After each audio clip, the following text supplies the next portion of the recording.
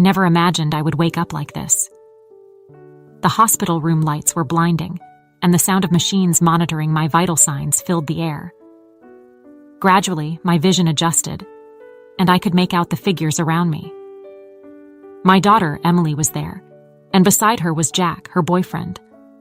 What I heard from them shocked me. "She's not going to make it, Jack. We need to speed things up and ensure the assets are transferred to my name before it's too late," Emily said with a coldness I had never noticed in her before. I tried to move, but my body was weak. The pain from the accident was still vivid in my memory. The car forced off the road. Was it really an accident?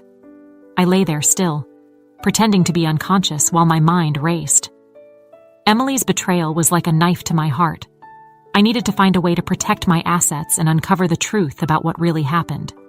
Jack, seemingly hesitant, looked at Emily with concern. "What if she wakes up? This could go wrong, Emily." "She's not going to wake up, Jack. The doctor said the chances are minimal, and even if she does, it'll be too late. Trust me, we have to do this now." I held my breath, trying to take it all in. How could my own daughter be so cold-hearted? I needed to act fast, but first I needed to understand the full extent of her plans. Emily left the room, leaving Jack alone with me. He approached my bed, looking at me with an expression of guilt. "I'm sorry, Miss Thompson. I didn't want it to be like this." His whisper was almost inaudible, but I heard it clearly. There was a hint of regret in his voice. Maybe Jack wasn't as ruthless as Emily. That gave me a glimmer of hope. When Emily returned, her expression was determined. "I talked to the lawyer. He said he can expedite the process, but we need your signature, Jack." Jack nodded, but I sensed the tension in his shoulders. There was something more going on there, something I needed to uncover. "Leave it to me. I'll take care of everything." "You just need to be ready to act when necessary," Emily said, her voice cold and calculating. I continued to feign unconsciousness, waiting for the right moment to act. I knew I couldn't trust Emily, but maybe, just maybe, I could find a way to use Jack's hesitation to my advantage. The battle was just beginning, and I was determined to fight for everything that was mine.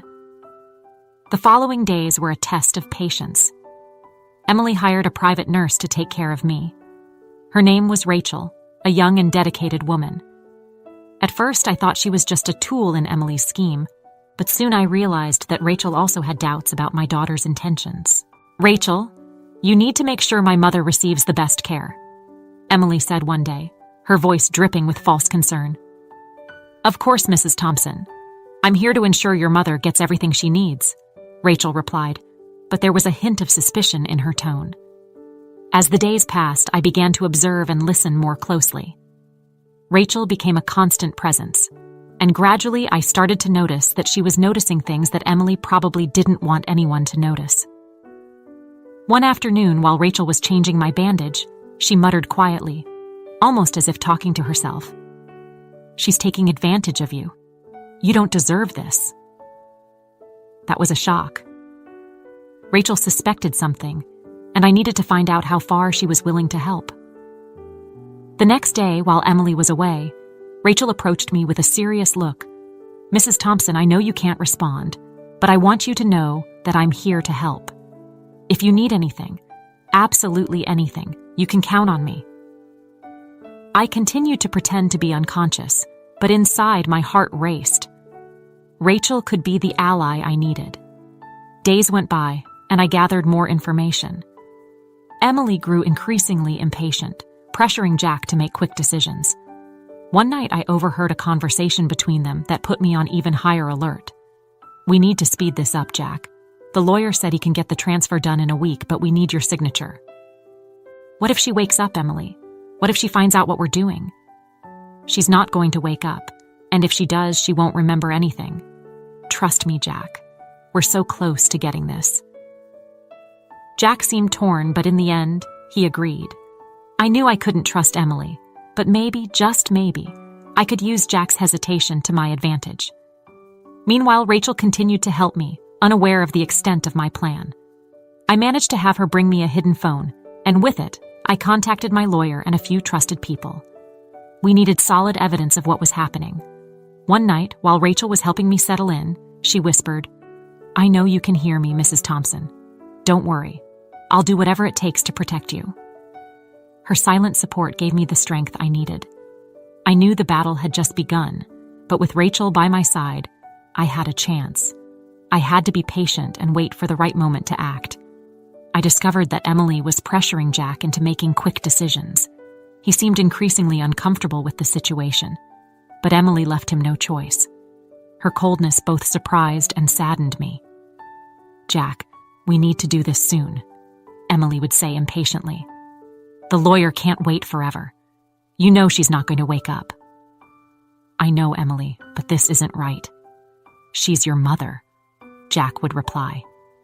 Emily huffed in irritation. "And why are you concerned now? We're so close. We can't stop now." One night, something unexpected happened.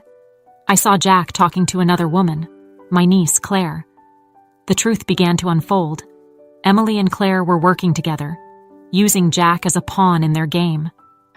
"Claire, I can't do this anymore," Jack said, his voice low and tense. "This is tearing me apart." "We need to keep going, Jack," Claire replied. "If we back out now, we'll lose everything. Emily and I have a plan. You just need to follow it." "I don't know, Claire. This feels wrong." "Wrong is not following through with the plan. We need your help, Jack. Think about the future, what this means for all of us."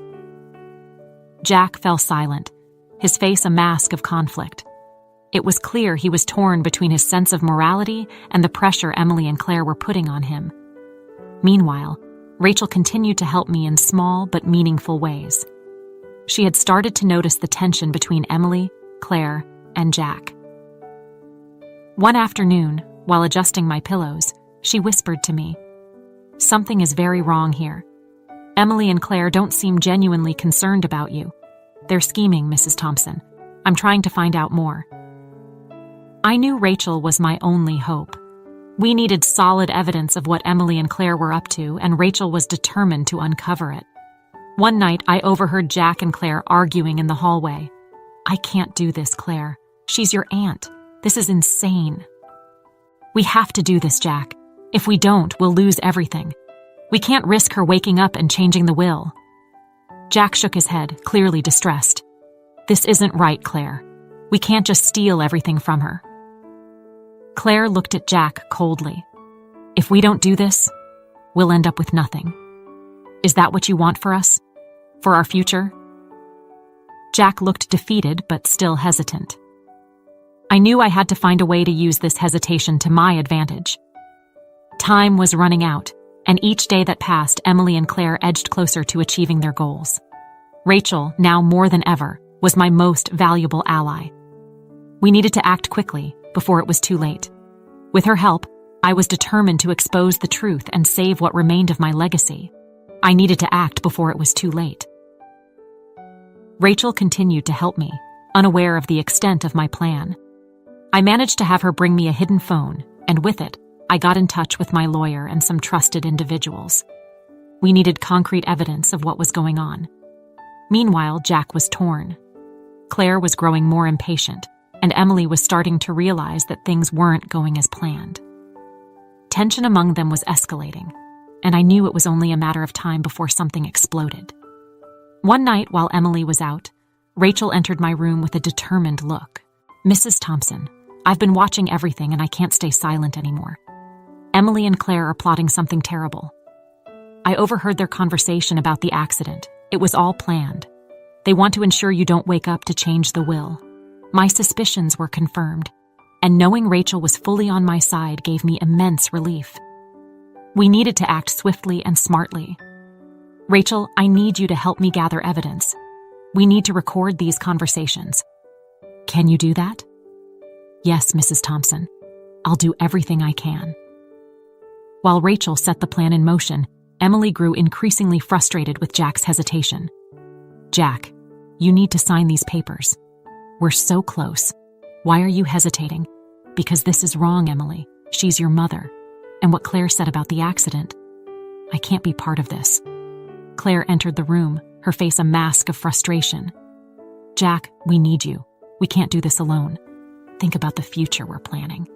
Without this, we'll have nothing. Jack seemed more torn than ever, and I knew this was our chance. Rachel, aware of the urgency, managed to discreetly install a recording device in the office where Emily and Claire often met. Days passed, and the recordings started accumulating incriminating evidence.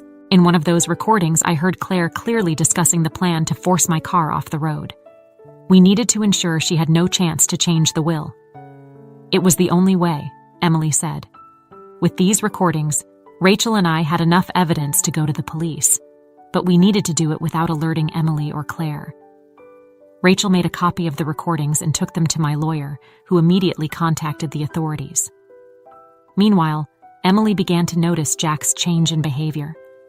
He was becoming more distant, and she knew she had to act quickly. Jack, we need to resolve this now. We can't wait any longer. But Jack finally decided he couldn't go on with it. He confronted Emily and Claire in the living room of my house. "This is wrong. I'm not doing this anymore," Jack said. Emily was furious. "You don't have a choice, Jack.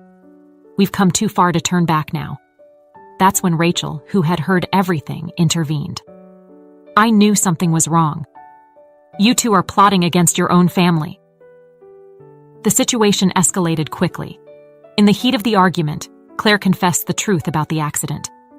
We forced her car off the road. It was the only way to make sure she wouldn't change the will. Jack turned pale upon hearing the full confession. "I didn't know it was this serious. I thought it was just about money." With Claire's confession and Rachel's intervention, we had all the evidence we needed. The evidence was in the right hands, and the police acted swiftly. It was a cold morning when the sirens broke the silence of the house. Emily and Claire were arrested right there, in front of Jack, Rachel, and all the staff. Pretending to be in a coma, I listened to every sound with my heart pounding. Rachel came to me, her face a mix of relief and concern. "Mrs. Thompson, they've been taken away. We're safe now." I knew I couldn't keep up the charade any longer. Rachel helped me sit up, and I finally opened my eyes fully. "Thank you so much, Rachel. You saved my life." Rachel smiled, relieved. "I just did what was right, ma'am." Jack, still in shock, approached my bed. "Mrs. Thompson, I didn't realize how serious this was. I'm sorry. I never meant to hurt you." I looked at Jack, seeing genuine sadness and regret in his eyes. "Jack, you were manipulated, but it takes courage to admit your mistakes. I hope you can find a better path from here on." He nodded, clearly relieved to be forgiven. The truth was exposed, and justice was beginning to be served. Days later, I was finally ready to get out of bed and face the world again. My lawyer arranged a meeting with close family and friends. I knew it was time to lay everything bare and make the necessary arrangements for the future. In the grand living room, everyone gathered. The murmur of voices stopped as I entered, supported by Rachel. I looked at each face, feeling the weight of the moment. I know many of you have questions, and I know this situation has been difficult for all of us. Emily and Claire conspired against me, and they almost succeeded. But thanks to Rachel's courage and Jack's remorse, the truth came to light. Everyone fell silent, absorbing my words. I continued, determined to move forward. I will donate most of my assets to charity. I want to ensure that this money is used to help those who truly need it. The remainder will be divided among those who have supported me unconditionally. Rachel looked at me with surprise. "Mrs. Thompson, I didn't expect anything in return." I smiled at her, grateful. "Rachel, your kindness and courage saved my life. It's the least I can do." The meeting ended with a sense of relief and renewal. Emily and Claire were behind bars, and justice was being served. My life had changed drastically, but I knew I was on the right path. A few weeks later, with everything organized and my assets transferred to charities, I felt at peace. I walked through the garden of my house, feeling the gentle breeze on my face. Rachel joined me, her smile serene. "Mrs. Thompson, what will you do now?" I looked at the horizon, feeling a new hope growing within me. "I will live, Rachel. I will cherish every moment I have left and ensure that the legacy I leave behind is one of kindness and compassion." Days passed peacefully after Emily and Claire's arrest. I felt that peace was finally within our reach. Rachel and I became close friends, and Jack, now redeemed, helped rebuild what remained of my life. However, the calm was interrupted by an unexpected event that shook us all. It was a sunny morning when the phone rang. Rachel answered, and upon hearing the voice on the other end, her face went pale. "Mrs. Thompson, you need to hear this." She handed me the phone, and the familiar voice of my lawyer, Mr. Anderson, echoed through the hallway. "Mrs. Thompson, we have a problem. Emily managed to escape from prison this morning." My heart nearly stopped. How was this possible? Emily was under strict surveillance. I couldn't believe what I was hearing. "How did this happen, Mr. Anderson?" The lawyer's voice trembled with concern. "We don't have all the details yet, but it appears there was a security lapse. The police are investigating, but we need to increase your security immediately." I looked at Rachel and Jack, who had heard everything. Fear and concern were evident on their faces. We knew Emily wouldn't give up easily, and now she was on the loose, possibly even more determined to claim what she believed was hers. That same afternoon, we ramped up security around the house. We hired private guards and installed additional cameras. Despite all these measures, the feeling of vulnerability was undeniable. Rachel and Jack were constantly on alert, and I did my best to maintain calm and confidence. A few days later, while walking through the garden, something strange happened. Rachel noticed a letter discreetly left at the front entrance. She handed it to me, and upon opening it, I found a handwritten message, clearly from Emily. "Mom, do you think you can defeat me so easily? This isn't over. I will get what's mine one way or another. You can't hide forever." The letter brought back full force fear. Emily was nearby, watching, waiting for the right moment to strike. We felt her presence like a constant shadow. That night, we all decided to stay together in the living room, trying to remain united and safe. Jack sat beside me, his expression serious. "We can't let her intimidate us, Mrs. Thompson. We need to stay united and face this together." Rachel nodded. "We'll get through this, just like we've overcome everything else.